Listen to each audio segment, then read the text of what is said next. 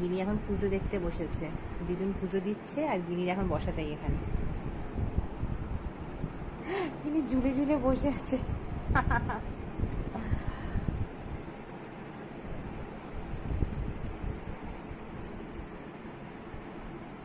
বলে ঠাকুর নমো, ঠাকুর প্রসাদ খাও। নমো নমো।